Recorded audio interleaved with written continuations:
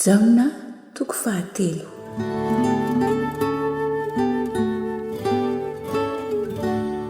Niresaka Jesosy tamin'ny Nikodemosy.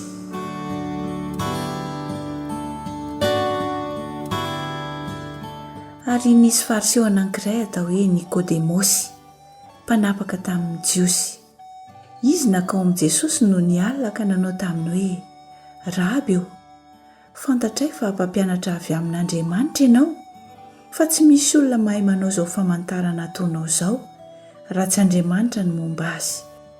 Jesosy namaly ka nanao taminy hoe: lazaiko aminao marina dia marina tokoa, raha tsy hateraka indray ny olona dia tsy mahazo mahita ny fanjakan'Andriamanitra. Hoy Nikodemosy taminy: ataon'ny olona ahoana no hateraka rehefa lehibe?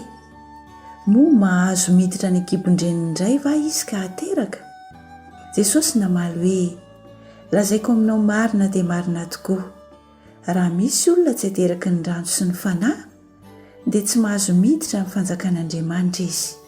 Izay hateraka ny nofo dia nofo, ary izay hateraka ny fanahy dia fanahy.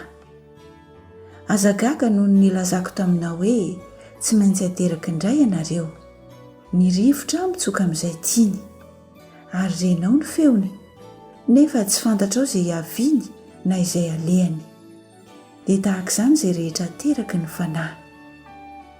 Nikodemosy namaly ka nanao taminy hoe: atao ahoana no hahatonga izany zavatra izany? Jesosy namaly ka nanao taminy hoe: ianao va no mpampianatra ny Israely ka tsy mahalala izany zavatra izany? Lazaiko aminao marina dia marina tokoa, izay fantatray no lazainay, ary izay hitanay no ambaranay, nefa ny fanambaranay tsy raisinareo.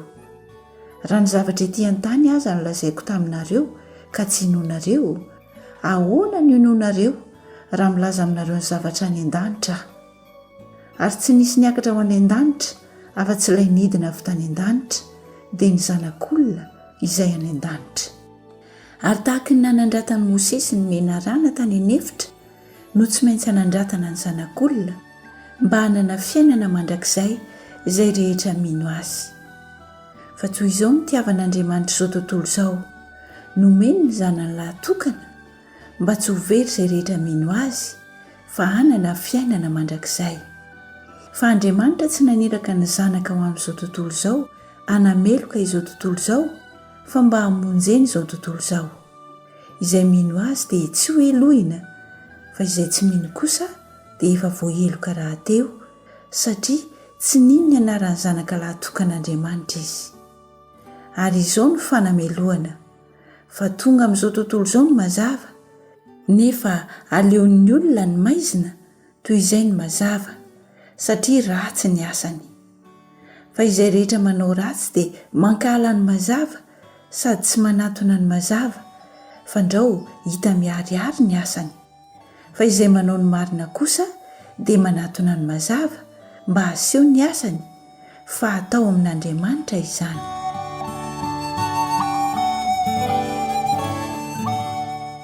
Ny nampianaran'i Jesosy tany Jodia sy ny nanambarany Jaona mpanao batisa azy indray.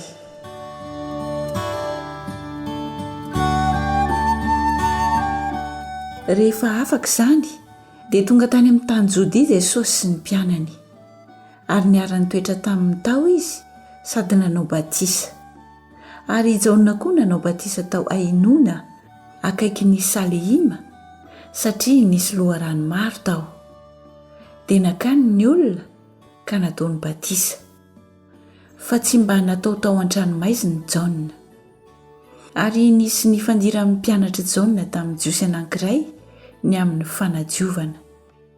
Ary tonga tany amin'ny Jaona ny mpianany ka nanao taminy hoe: Rabi eo, ilay tany aminao tany an-dafin'ny Jordana izay nambaranao, indro manao batisa izy, ary ny olona rehetra manatona azy.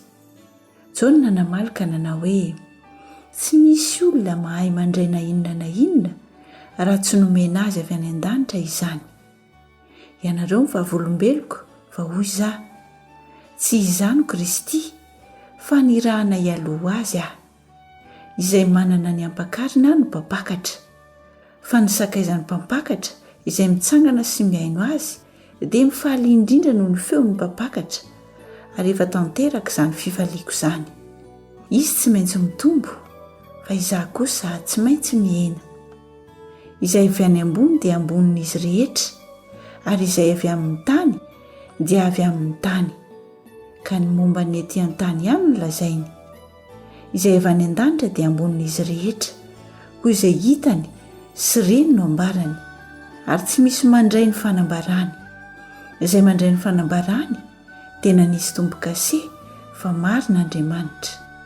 Fa izay nirahan'Andriamanitra dia milaza ny teniny fa tsy misy fetra ny fanomezan'Andriamanitra ny fanahy.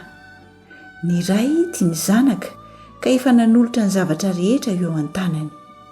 Izay mino ny zanaka manana fiainana mandrakizay, fa izay tsy mino ny zanaka dia tsy hahita fiainana fa ny fahatezeran'Andriamanitra no mitoetra eo aminy.